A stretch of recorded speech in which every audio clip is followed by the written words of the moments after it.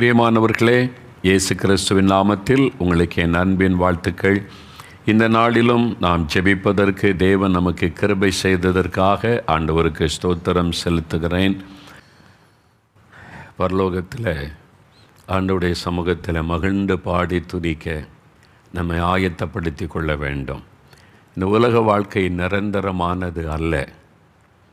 இது தற்காலிகமான ஒரு குடியிருப்பு. நிரந்தரமாய் நாம் எந்தெந்தைக்கும் வாழப்போகிற ஒரு இடம் பரலோகம்.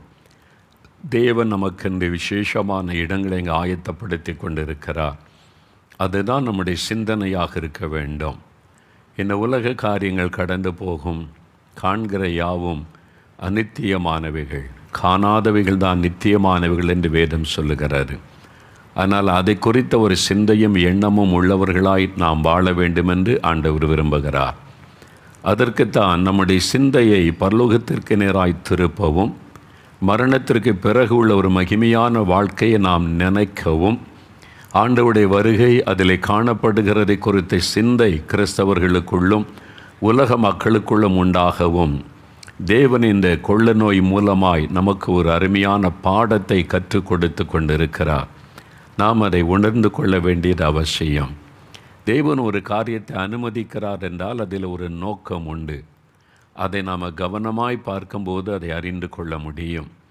அதன் மூலமாக அந்த பாடத்தை, அந்த காரியங்களை, சத்தியத்தை தெளிவாக நாம் அறிந்து கொள்ளும்போது அதற்குள்ளே ஒரு பெரிய ஆசீர்வாதத்தை கண்டு நாம் மகிழ முடியும். அதனால் எப்பொழுதும் நம்ம பரலோக சிந்தை உள்ளவர்களாய் காணப்பட வேண்டியது அவசியம். இன்னும் கொஞ்ச காலம் இந்த உலகத்தில் வாழப்போகிறோம், அவ்வளவுதான். அதனால் ஆண்டவருடைய வருகை சமீபித்து விட்டபடியால் அந்த குறித்த ஒரு சிந்தை எப்போது நம்முடைய மனதில் இருக்க வேண்டும். சரி, இப்போது சில சாட்சிகளை, சில அனுபவங்கள் அவங்க எழுதி அனுப்பி இருக்கிறாங்க. இந்த நாட்களில் வேகமாய் சில காரியங்களை வாசித்த பிறகு உங்களுக்காக நீங்கள் ஜெபிக்க போகிறீங்க. இயேசு உங்களுக்கு அற்புதம் செய்ய போகிறார். விசுவாசிக்கிறீங்களா? உங்கள் விசுவாசத்தை வைத்து தான் ஒரு அற்புதம் செய்ய முடியும். இல்லை, இயேசு அற்புதம் செய்துட்டா நான் விசுவாசிக்கிறேங்க அப்படின்னு சிலர் சொல்லுவாங்க. அற்புதம் பெற்ற பிறகு விசுவாசிக்க வேண்டிய அவசியம் இல்லை. அற்புதம் பெற்றுக்கொள்வதற்கு தான் விசுவாசம் அவசியம். அதனால் முதலாவது விசுவாசிக்கணும், அப்புறம்தான் அற்புதம் நடைபெறும். அந்த விசுவாசம் நமக்குள் உண்டாகத்தான் வேத வசனம் சொல்லுகிறோம். அதோடு கூட ஏற்கனவே அற்புதத்தை பெற்றவங்க அவங்க பெற்ற அற்புதங்களை பகிர்ந்து கொள்ளும்போது, அதை கேட்கும்போது உங்களுக்குள்ளே விசுவாசம் உண்டாகும் என்று விசுவாசிக்கிறோம். அதனால்தான் இந்த சாட்சிகளை நான் வாசிக்கிறேன்.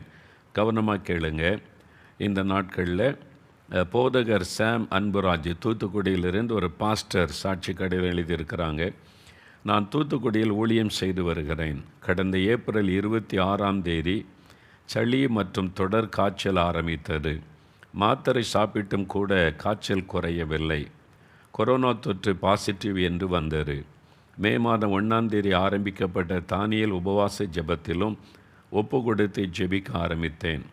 எனக்கு நோய் தொற்று தீவிரமாக இருந்ததால் மூச்சு திணறல் ஏற்பட்டது.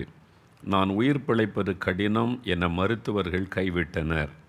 ஆனாலும் மே மாதம் 6 நேரலை உபவாச ஜெபத்தில் விசேஷமாக ஊழியர்களுக்காக நீங்கள் ஜெபம் செய்தீர்கள். நீங்கள் ஜெபம் செய்யும்போது நானும் உங்களோடு இணைந்து ஜெபித்தேன். நான் என் பாவங்களை அறிக்கையிட்டு ஜெபித்தேன். அந்த நேரத்தில் என் மீது ஒரு அபிஷேகம் வல்லமையாக இறங்கியது. வல்லமை இறங்கிய நேரத்திலேயே காய்ச்சல், சளி, எனக்கு இருந்த உடல் பலவீனம் அனைத்தும் என்னை விட்டு விலகியது. புது பலனை நான் உணர்ந்தேன். அன்றிலிருந்து எனக்கு நல்ல சுகம் கிடைத்தது. எந்த பாதிப்பும் எனக்கு இப்போது இல்லை. உற்சாகமாய் ஊழியம் செய்ய மீண்டும் ஒரு தருணம் எனக்கு இயேசு தந்திருக்கிறார். உயிர் பிழைப்போம் என போய்விடும் என்று நினைத்திருந்த நேரத்தில் எனக்காக உயிர் கொடுத்த இயேசு என்னை அவருடைய வல்லமையால் சாட்சியாக நிற்க செய்திருக்கிறார். இயேசுவுக்கு ஸ்தோத்திரம். இந்த நாட்களில் நம்ம ஊழியர்களுக்கென்று ஒரு நாள் உபவாசம் பண்ணி ஜெபம் செய்தோம். 2000க்கும் அதிகமான ஊழியர்கள் அவங்களுடைய பெயர்களை அனுப்பியிருந்தாங்க. சிஎஸ்ஐ போதகர்கள், பிஷப்மார்கள், கேத்தலிக் ஃபாதர்ஸ், அப்புறம் பாஸ்டர்மார்கள், சுவிசேஷகர்கள், மிஷினரிகள் என்று ஒரு நாள் இங்கே உபவாசம் பண்ணி ஒரு நாள் முழுவதும் ஜெபிக்க தேவன் கிருபை கொடுத்தார்.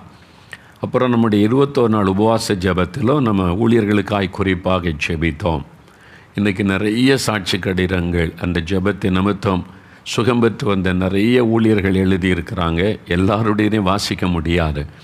அந்த மாதிரி நிறைய ஊழியக்காரங்க மரண கட்டிலிருந்து நான் ஆண்டவர் விடுதலையாக்கி விட்டார் மகிழ்ச்சியோடு தெரியப்படுத்தி இருக்கிறாங்க. அதற்கு கர்த்தருக்கு ஸ்தோத்திரம். அப்படி மரண இருளின் பள்ளத்தாக்கை கடந்து வந்த ஊழியர்களுக்காக தேவனுக்கு ஸ்தோத்திரம். ஏன் ஆண்டவர் உங்களுக்கு ஒரு புதிய ஜீவனை கொடுத்திருக்கிறார் என்பதை யோசித்து அர்ப்பணித்து முன்பு மாதிரியே ஊழியம் செய்ய வேண்டுமென்று நினைக்காதுங்க. நீங்கள் நான் என்ன செய்ய நீர் விருப்பமாக இருக்கிறேன் என்று பவுல் ஜெபித்த மாதிரி கேட்டு ஆண்டவர் சொல்லுகிற மாதிரி இனி ஊழியம் செய்யுங்க. திரளான ஆத்துமாக்களை கர்த்தர் உங்களுக்கு கொள்ளை பொருளாய் கொடுத்து ஆசீர்வதிப்பார். சகோதரர் கோபிநாத் வேலூரிலிருந்து எழுதியிருக்கிறாங்க. இயேசுவை அறியாத குடும்பத்தில் பிறந்து 2005 இயேசுவை தெரிந்து கொண்டேன். ஆலயத்திற்கு செல்லும்போது மிகவும் உற்சாகமாக இருப்பேன். தேவ செய்தியை கேட்டு 2 நாட்கள் நன்றாக இருப்பேன். ஜெபிக்க உட்கார்ந்தாலோ வேதம் வாசிக்க உட்கார்ந்தாலோ எனக்கு தூக்கம் வந்துவிடும். உங்களுடைய ஜெபிக்கலாமாங்க நிகழ்ச்சியையும் ஆரம்பத்தில் பார்த்தேன், பின்னர் விட்டுவிட்டேன். 1 மணி நேர ஜெபக நிகழ்ச்சியை ஆர்வமாய் பார்ப்பேன். பிறகு என் ஆர்வம் குறைந்து கவனம் வேறு இடத்திற்கு போய்விடும். செல்ஃபோனுக்கு நான் அடிமையாயிருந்தேன். எந்த நேரமும் செல்ஃபோன் என் கையில்தான் இருக்கும். இந்த சூழ்நிலையில்தான் உங்களுடைய 21 நாள் தானியேல் உபவாச ஜெபம் ஆரம்பித்த போது தேசத்திற்காக ஜெபிக்க என்னை ஒப்பு கொடுத்தேன். ஒரு நாளைக்கு 2 வேளை உபவாசம் இருந்து ஜெபிக்க வேண்டும் என்ற தீர்மானம் செய்தேன். முதல் 2 நாள் போராட்டத்தோடு 2 வேளை உபவாசம் இருந்து தேசத்திற்காக ஜெபித்தேன். 3ஆம் நாளில் எனக்குள் ஒரு கட்டுப்பாடும் ஒழுக்கமும் ஆவியானவர் உண்டாக்கினார். செல்போனை தேவையில்லாமல் இப்பொழுது நான் எடுப்பது இல்லை. வேதமாசித்து ஜெபிக்க உற்சாகமும் ஆர்வமும் இருக்கிறது. 21 நாள் ஜெபத்தையும் ஒரு நாள் கூட சோர்ந்து போகாமல் இயேசு முடிக்க செய்தார். எனக்கு என்னை நினைத்து ஆச்சரியமாயிருக்கிறது. இயேசுவை தவிர வேறு யாராலும் இப்படி ஒரு ஒழுக்கத்தை எனக்கு கற்றுத்தந்திருக்க முடியாது. எனக்குள் ஒரு நல்ல மாற்றத்தை இயேசு கொடுத்திருக்கிறார். இயேசுக்கே எல்லா துதி மகிமை. பாருங்களேன், ஆவிக்குரிய வாழ்க்கையில் வரக்கூடிய போராட்டம். நம்ம ரட்சிக்கப்பட்டு ஆண்டுக்குள்ளே வளர நினைக்கும் போது இது மாதிரி ஜெபத்துக்கு தடை, வேத வாசிப்புக்கு தடை, அதில் செல்ஃபோனை கொண்டு வருவான், சில ஆட்களை கொண்டு வருவான். சாத்தான் எப்படியாவது எதையாவது நுழைத்து நம்முடைய ஜெபத்தை கெடுக்க, ஆவிக்குரிய வாழ்க்கையில வளருவது கெடுக்க முயற்சி செய்வான். அந்த நேரத்தில் நிறைய பேர் அப்படியே பின்வாங்கி சோர்ந்து அப்புறம் பேருக்காக ஒரு ஜெபம், கடமைக்கு ஒரு பைபிள் வாசிப்பென்று மாறி விடுவார்கள். அப்படி தான் இந்த சகோதரர் பாருங்க. அதனால் செல்ஃபோனெல்லாம் இல்லாமல் இருக்க முடியாதுன்னு நினைத்தாங்க. 2 நாள் போராட்டம். நீங்கள் பிரயாசப்படணும், ஆண்டவர்கிட்ட தொடர்ந்து ஜெபிக்கணும். எனக்கு விடுதலை வேணும், இதிலேருந்து விடுதலை வேணும்னு 2 நாள் போராட்டம் செஞ்சு 3ஆம் நாள் விடுதலை. அதான் ஆண்டவர் எதிர்பார்க்குறார். நீங்களே நம்ம எடுத்து வைக்க வேண்டிய ஸ்டெப்பை எடுத்து வைக்கணும். ஆண்டவரை நான் தீர்மானிக்கிறேன், உதவி செய்யுங்கன்னு ஒப்பு கொடுத்தா ஆண்டவர் மனதையே மாற்றிட்டார். அந்த இன்ட்ரெஸ்டே போக்கடிச்சிட்டார். இப்போ அவருக்குள்ளே உண்டான மாற்றம் அவருக்கே ஆச்சரியமாக இருக்கிறது என்று சாட்சி எழுதியிருக்கிறார். பாருங்கள், அன்பு சகோதரருக்காக ஆண்டவருக்கு நன்றி. உங்கள் வாழ்க்கையில் இன்றைக்கி இப்படி ஒரு அடிமைத்தனம் இருந்தால் இன்றைக்கி ஒப்பு கொடுத்து விடுதலை பெற்றுக்கொள்ளணும். சரியா? சகோதரி செல்வராணி பல்லடம், நாங்கள் கிறிஸ்துவ குடும்பத்தை சேர்ந்தவர்கள்தான், ஆனால் இயேசு எங்கள் குடும்பத்தில் இல்லை. நம்மகள் பாருங்கள், ரொம்ப வெளிப்படையாக அந்த குடும்பத்தார் எழுதியிருக்கிறாங்க. நிறைய கிறிஸ்துவ குடும்பத்தில் இயேசு இல்லை, அதான் உண்மை. நீங்கள் ரட்சிக்கப்பட்டிருந்தால் தானே இயேசு கூட இருக்க முடியும். ரட்சிக்கப்படாதவங்களை இயேசு நேசிக்கிறார். அவர் எல்லாரையும் நேசிக்கிறார். உலகத்தில் இருக்கிற அத்தனை பேரையும் நேசிக்கிறார்.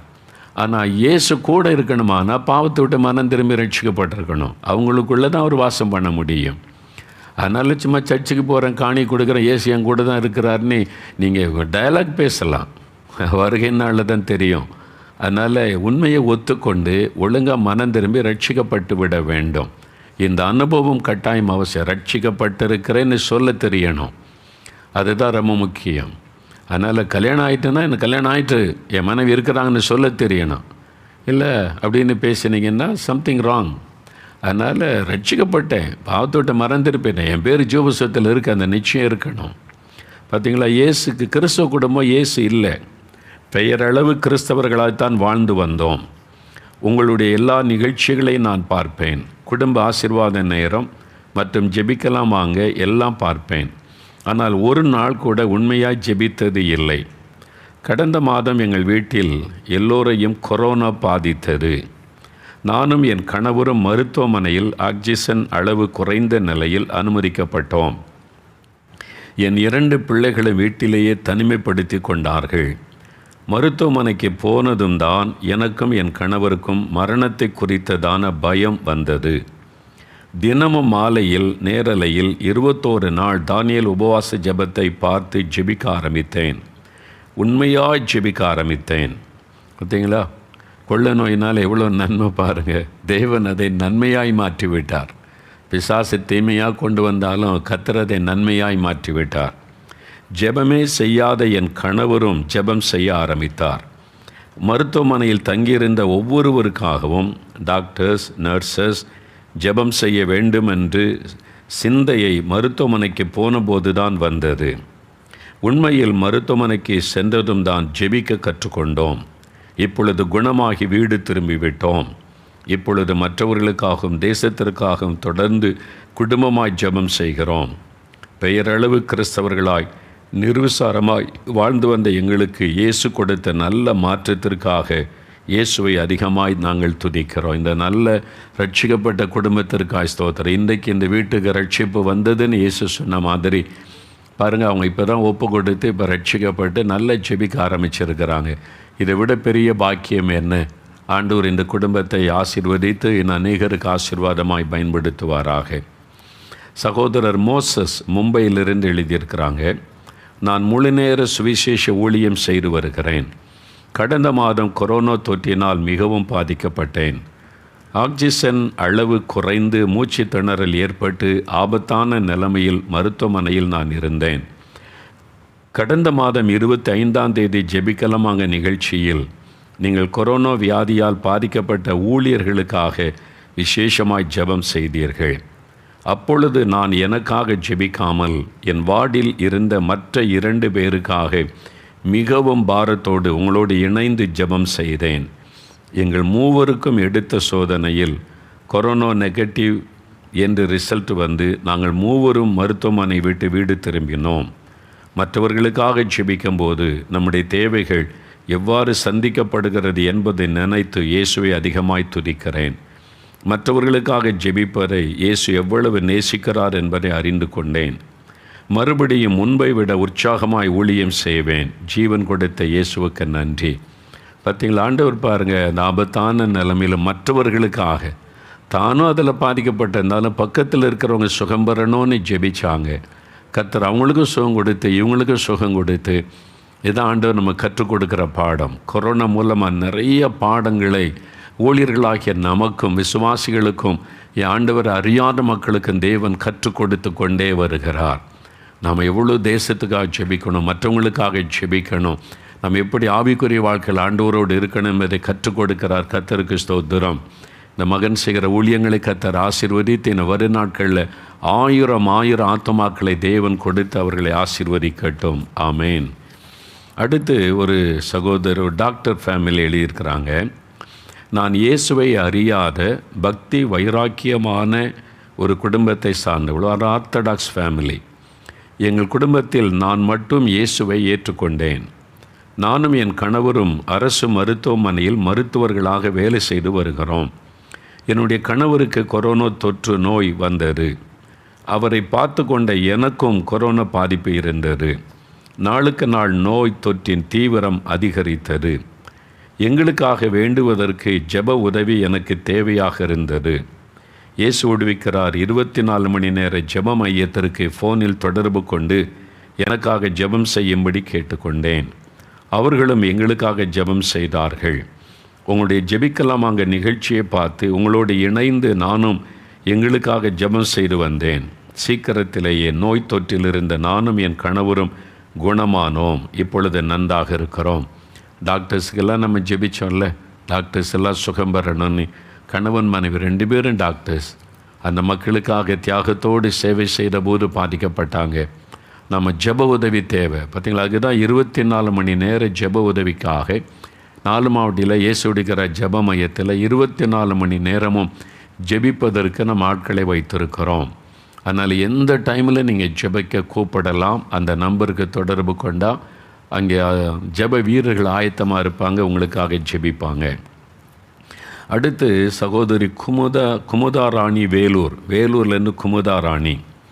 நாங்கள் கிறிஸ்துவ குடும்பத்தில் பிறந்திருந்தாலும் இயேசு எங்களுடைய வாழ்க்கையில் இல்லை. பாருங்களேன், இன்றைக்கி நிறைய பேர் மனம் திரும்பி ரட்சிக்கப்பட்டிருக்கிறாங்க. ஒரு ஆத்மா மனம் திரும்பும் போது பரலோகத்தில் பெரிய சந்தோஷம் உண்டாகுமா, தேவ தூதர்கள் மத்தியில் சந்தோஷம். வேறு புஸ்தகத்தில் நம்ம வாசிக்கிற லூக்கா 15ஆம் அதிகாரத்தில்.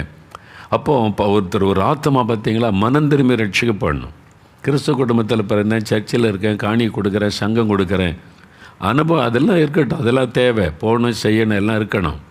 ஆனால் ரட்சிக்கப்பட்டு இயேசுவோடு கூட வாழ்கிற அனுபவம் உடையவர்களாக இருக்கணும். பார்த்தீங்களா, இவங்க ஓப்பனாக எழுதியிருக்கிறாங்க. நாங்கள் கிறிஸ்துவ குடும்பத்தில் பிறந்திருந்தாலும் இயேசு எங்களுடைய வாழ்க்கையில் இல்லை. என் மகளுக்கு திருமணமாகி ஒரு மகள் இருக்கின்ற நிலையில் குடும்பத்தில் ஏற்பட்ட கருத்து வேறுபாட்டால் அவள் கணவரை விட்டு பிரிந்து என் வீட்டிற்கே வந்து விட்டாள். எவ்வளவோ சமரசம் செய்தும் இருவரும் இணைந்து வாழ முடிவு செய்யவில்லை. என் வீட்டிற்கு வந்து 1 வருடம் ஆகிவிட்டது.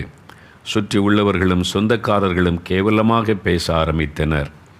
என் மகளை குறித்ததான கவலை எங்களுக்கு அதிகம் இருந்தது.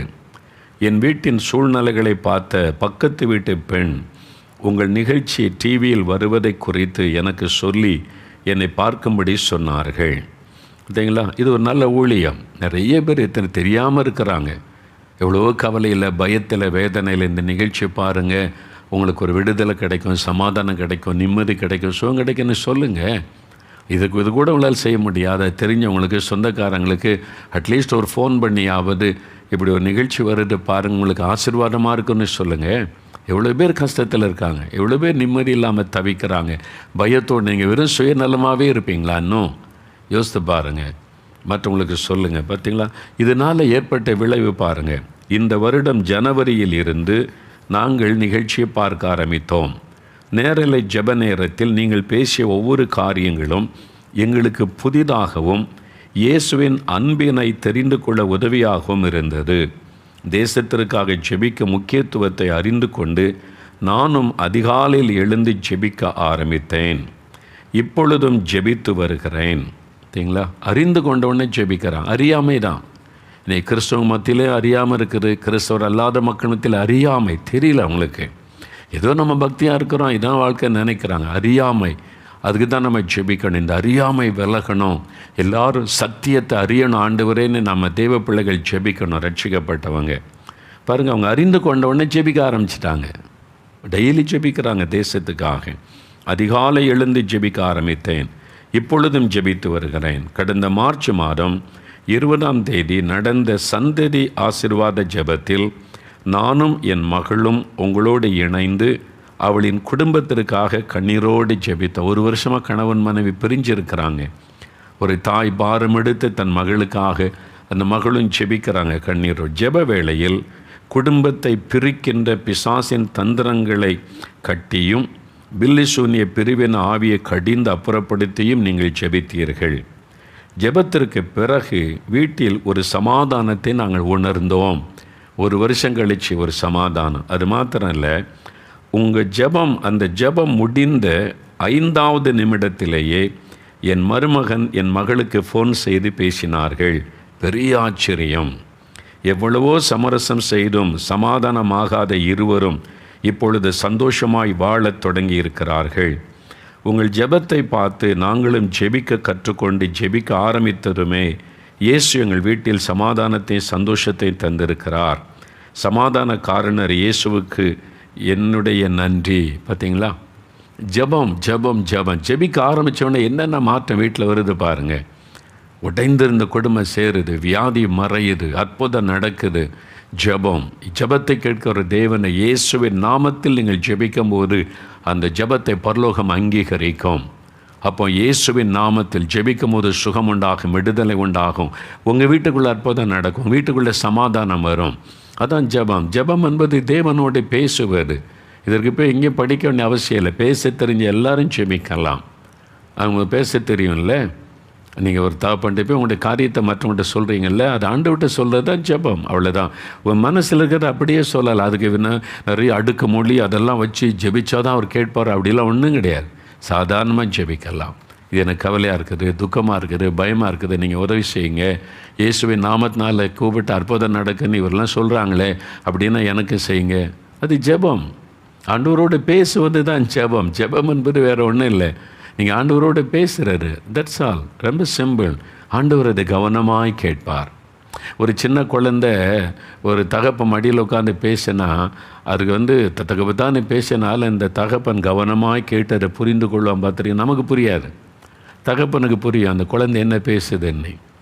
அது ஒரு பெரிய சந்தோஷம். உடனே கேட்டு அதை செய்வாங்க.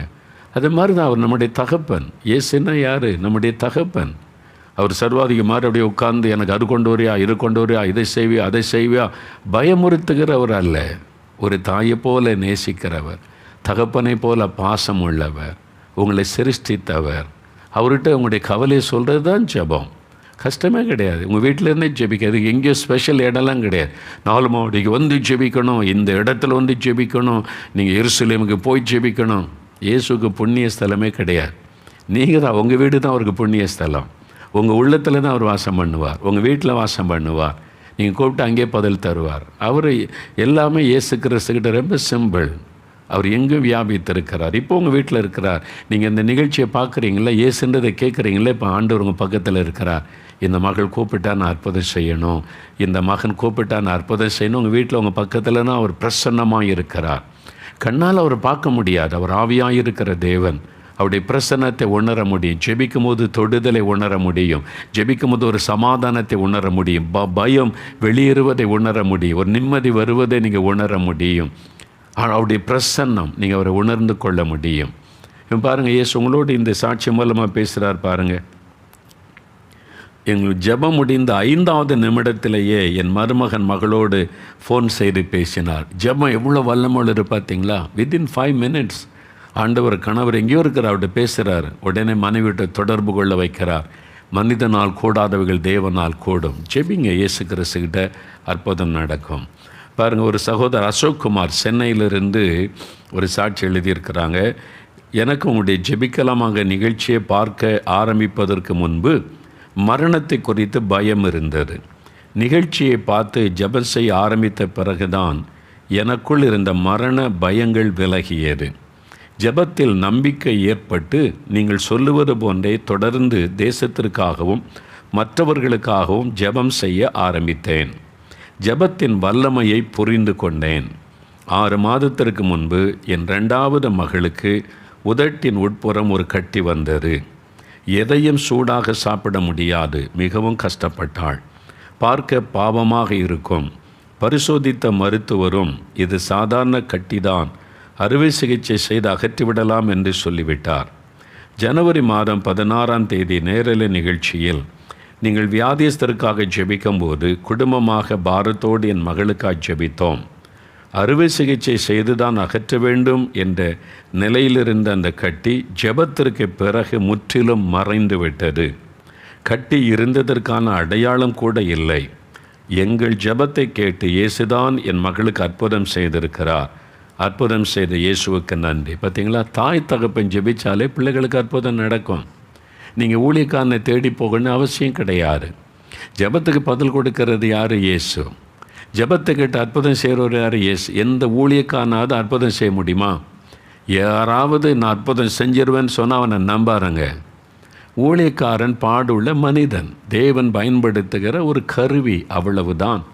ஜனங்களுக்கு இயேசுவை பற்றி சொல்லவும் அவருடைய அன்பையும் விசுவாசத்தை கற்றுக் கொடுக்கவும் தான் ஊழியக்காரன். உங்களோட இணைந்து ஜெபிக்கலாம், அவ்வளோதான். ஆனால் ஜெபத்தை கேட்டு அற்புதம் செய்கிறவர் இயேசு மட்டும்தான். அவர் உங்களுக்கு ஜெபத்தையும் கேட்பார்ல. இல்லை நீ ஜெபிச்சா கேட்க மாட்டேன்னு என்னைக்காவது இயேசு சொல்லியிருக்கிறாரா? அவர் பட்சபாதம் உள்ளவர் அல்ல. நீங்கள் ஜெபிங்க. ஆனால் ஒருவருக்காக ஒருவர் ஜெபிங்கள்னு சொன்னதுனால தான் சில காரியங்கள் ரொம்ப பேர்டனான காரியம் ஒரு ஆளால் ஜெபிக்க முடியாது. அப்போது ஒரு ஜெப உதவி உங்களுக்கு செய்யப்படுகிறது, அவ்வளோதான். அதுதான் ஜெப உதவி, தட்ஸ் ஆல். மற்றபடி நீங்கள் ஜெபிச்சாலே உங்கள் வீட்டில் அற்புதம் நடக்கும். பாருங்கள், பேரண்ட் ஜெபிச்சாங்க, மகளுடைய உதட்டில் இந்த கட்டி ஆப்ரேஷன் பண்ணி டாக்டர் சொல்லியிருந்தாங்க. ஆப்ரேஷன் இல்லாமல் ஆண்டவர் மறைய பண்ணி விட்டார். இன்றைக்கி உங்கள் வீட்டில் இந்த மாதிரி அற்புதம் நடக்க போகிறாரு. விசுவாசத்தோடு ஜெபிங்க, அற்புதம் நடக்கிறத நீங்கள் பார்ப்பீங்க. கடைசியாக ஒரு சாட்சி பாருங்கள். சகோதரி சுமதி, பெங்களூர். எனக்கு 2 வருடங்களாக கையில் உள்ள 10 விரல்களிலும் வெடிப்பு மாதிரி தோல் உரிந்து அலர்ஜி வந்தது. கையில் இருக்கும் வெடிப்பினால் என் வீட்டு காரியத்தை என்னால் சரியாக செய்ய முடியாது. என் உணவை எடுத்து சாப்பிடக்கூட முடியாது. ஸ்பூன் போட்டு தான் சாப்பிடுவேன். வெங்காயம், பூண்டு உரிக்க முடியாது. எரிச்சல் இருக்கும். வெளியே சென்றால் கூட என் கையை யாரும் பார்த்து விடுவார்களோ என்று எனக்கு வெட்கமாக இருக்கும். எவ்வளோ கஷ்டம் இல்லை? 2 கையுமே தோல் விரிஞ்சு 2 வருஷமாக அந்த அலர்ஜி பாதிப்பு. எனக்கு இருந்த அலர்ஜி, அதாவது எவ்வளவோ மருந்து மாத்திரைகளை எடுத்தும் கூட எனக்கு இருந்த அலர்ஜி சுகமாகவில்லை. இந்த சூழ்நிலையில் உங்களுடைய ஜெபிக்கலாம் அங்கே நிகழ்ச்சியை பார்க்க ஆரம்பித்தேன். உங்கள் நிகழ்ச்சியை பார்த்த பிறகுதான் ஜெபத்தின் முக்கியத்துவத்தை உணர்ந்து தேசத்திற்காக மற்றவர்களுக்காகவும் கடைசியில் எனக்கும் ஜெபிக்க ஆரம்பித்தேன். சரிங்களா? முதல்ல மற்றவங்களுக்கு ஜெபிக்கணும். கடைசியில் ஒரு 5 நிமிஷம் நமக்காக ஜெபிச்சா போகிறோம். ஆண்டவர் அற்புதம் செஞ்சிருவார். நான் ஜெபிக்க ஆரம்பித்ததுமே பெரிய ஆச்சரியம். என் விரல்களில் இருந்த வெடிப்பு இருந்ததற்கான அடையாளம் கூட என் கைகளில் இப்பொழுது இல்லை. வேதமாசித்து ஜெபம் செய்யாத என் மகனும் கூட உங்கள் நிகழ்ச்சியை பார்த்து தினம் வேதமாசித்து ஜெபம் செய்ய ஆரம்பித்திருக்கிறான். உங்கள் நிகழ்ச்சி எங்கள் வீட்டிற்குள் ரட்சிப்பை கொண்டு வந்திருக்கிறது. எனக்கு மிகவும் சந்தோஷமாக இருக்கிறது. 2 வருடமாக இருந்த அலர்ஜி நோயை குணமாக்கி என் மகனையும் ரட்சித்த இயேசுவுக்கு நன்றி. இதான் பெரிய ஆசீர்வாதம். ரட்சிப்பு, ஆத்தும ரட்சிப்பு தான் வெளியேறப்பட்டது. வியாதி சுகமானா கூட அது பெரிய அற்புதம் கிடையாது, அது சாதாரண விஷயம். இயேசுக்கு முன்னால் கேன்சர்லாம் நத்திங்.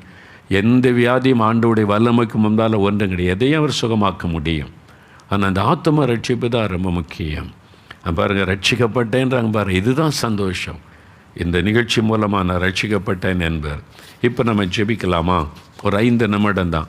அப்படியே தேவ சமூகத்தில் முடிந்தால் எழும்பி நின்று கொள்ளுங்கள். முடிந்தால் அல்லது முழங்கால் படிட்டு கொள்ளுங்கள்.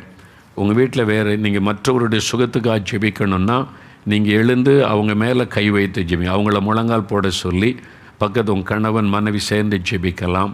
பிள்ளைகள் பெற்றோருக்காக ஜெபிக்கலாம். ஆண்டவரே ஒரு அற்புதம் செய்யுங்க. இவங்களுக்கெல்லாம் செஞ்சீங்கல்ல, நாங்களும் தேசத்துக்காக ஜெபிக்கிறோம். கொரோனாவில் பாதிக்கப்பட்ட என் ஜன சுகமாகணும், எங்கள் இந்தியாவை விட்டு கொள்ள நோய் போகணும்னு எல்லாம் நாங்களும் ஜெபிக்கிறோம். நாங்கள் இனி மற்றவங்களுக்காக அதிகம் ஜெபிப்போம். எங்கள் வீட்டில் ஒரு அற்புதம் செய்யுங்க.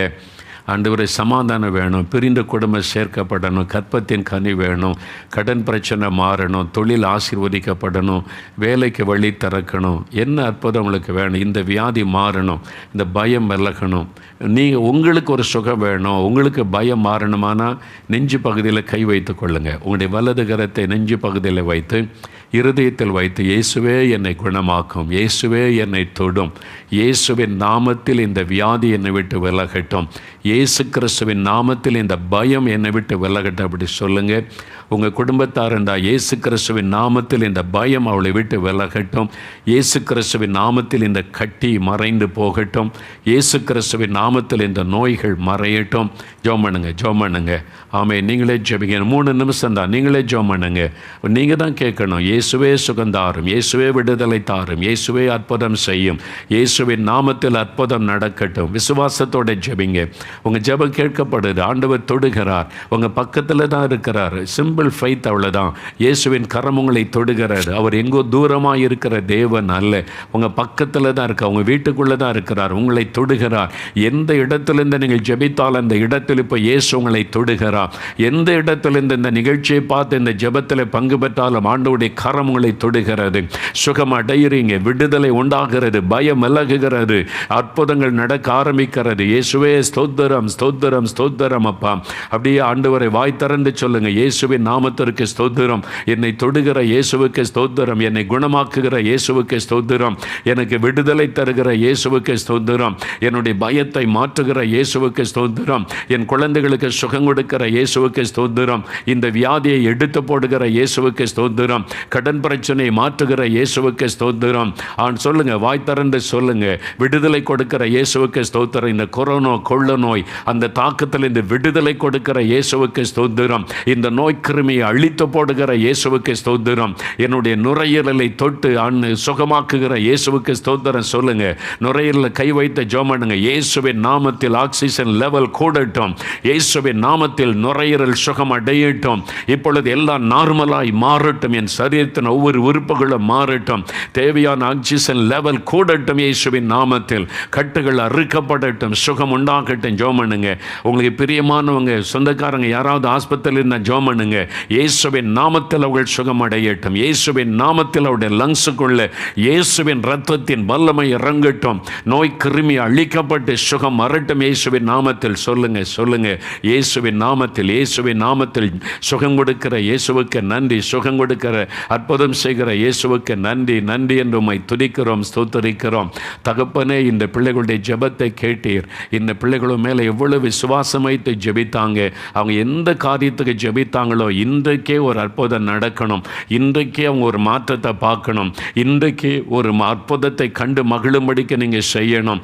இன்றையிலிருந்து அற்புதங்களை கண்டு களி கூறணும். நான் விசுவாசிக்கிறேன். நீங்கள் அற்புதம் செய்து விட்டீங்க. நன்றி அப்பா. இயேசு கிறிஸ்துவின் நாமத்தில் ஜெபிக்கிறோம் பிதாவே. ஆமேன், ஆமேன். பதிகள் ஆண்டு